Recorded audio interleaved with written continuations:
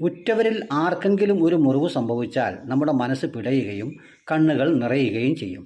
എന്നാൽ അകലങ്ങളിലുള്ള ആർക്കെങ്കിലും ഒരു മുറിവ് സംഭവിച്ചാൽ അത് നമ്മുടെ മനസ്സിൽ യാതൊരു പ്രതികരണവും വരുത്തിവെക്കുന്നില്ല. നമ്മളെല്ലാവരും അമിതമായ ദൈവവിശ്വാസികളാണ് താനും. ശങ്കരൻ്റെ ഭാഷയിൽ അദ്വൈതമാണ്, അതായത് ആത്മവും ബ്രഹ്മവും സമന്വയിക്കുക എന്നുള്ളതാണ് ദൈവത്തിങ്കിലേക്ക് എത്തുക എന്നുള്ളതിന് ആധാരം. ശ്രീനാരായണ ഗുരു പറയുന്നു, ആത്മവും അപരത്വവും സമന്വയിക്കുമ്പോഴാണ് ദൈവത്തിങ്കിലേക്ക് എത്തുക എന്നുള്ളതാണ്. അതായത് അപരനിൽ അല്ലെങ്കിൽ അന്യരിൽ നമ്മുടെ മനസ്സിലുള്ള പ്രവൃത്തികളിൽ എത്രമാത്രം പരിഗണന കൽപ്പിക്കുന്നു എന്നുള്ളതിനനുസരിച്ചാണ് ദൈവവിശ്വാസത്തിൻ്റെ അളവുകോൽ രേഖപ്പെടുത്തുന്നത്. ഇതുതന്നെയല്ലേ കമ്മ്യൂണിസവും പറയുന്നത്.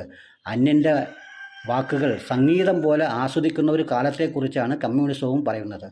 അപ്പോൾ ദൈവവിശ്വാസവും കമ്മ്യൂണിസവും എല്ലാം സഞ്ചരിക്കുന്നത് ഒരേ വഴിയിലൂടെയാണെന്നല്ലേ ഇത് ബോധ്യമാക്കുന്നത്.